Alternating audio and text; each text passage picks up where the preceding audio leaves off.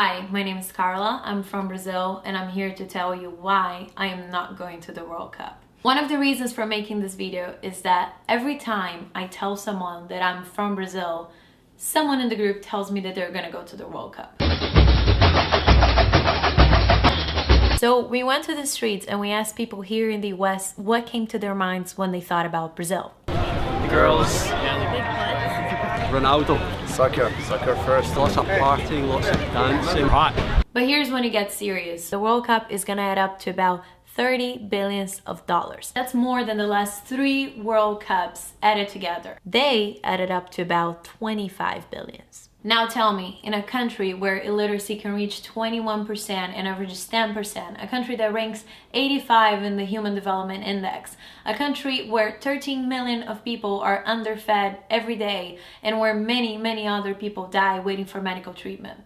Does that country need more stadiums? Sou médica, tô revoltada, tô sozinha nessa porcaria aqui.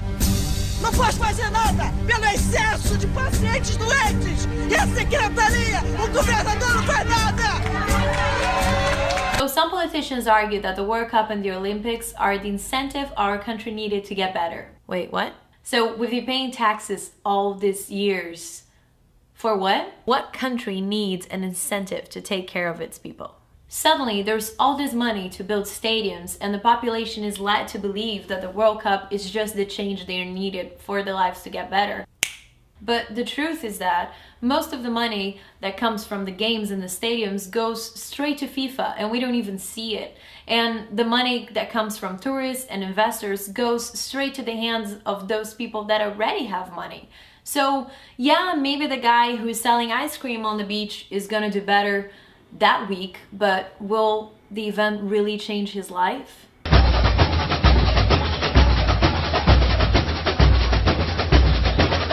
There's more. The UPPs, the pacifying police units, are now going into the favelas and taking the gangs away.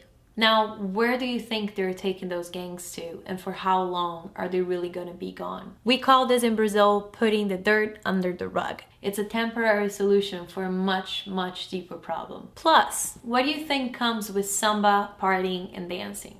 Drugs. And where do you think those drugs come from? Guess. The gangs can quite never be away. There's more. A lot of people are being kicked out of their houses to give space to the Olympics and to the World Cup.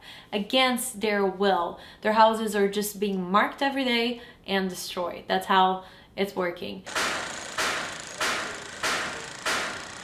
They are given no safety, no money, no security whatsoever. They're just kicked out. Native Indians were also kicked out of what used to be the center of historical native culture and their homes. They tried to protest against it, but were thoroughly hurt by police officers with bombs, pepper sprays, and all sorts of things. Now, the Native Center will be transformed into the Museum of the Olympic Committee. What kind of democracy is this?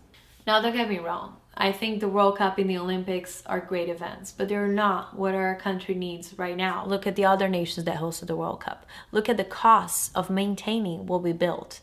Millions per month with our public money. We do not need stadiums. We need education. We do not need Brazil to look better for the world. We need our people to have food and health. We do not need more parties.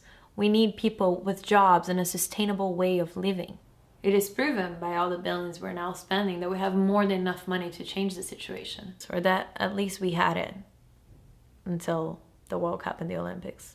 I don't know what this video can do at this point. Maybe you will know, maybe someone will know, but I do know that the information needs to get out there, and there are not enough videos, there's not enough information out there. And it's time that we start thinking about our priorities and about what's important. So I hope you like this video, I hope you share it, and if you want more information about it, there's a bunch of links down here, great projects about the same theme. So please share, and thank you for watching. O nosso povo tem muitos motivos de orgulho.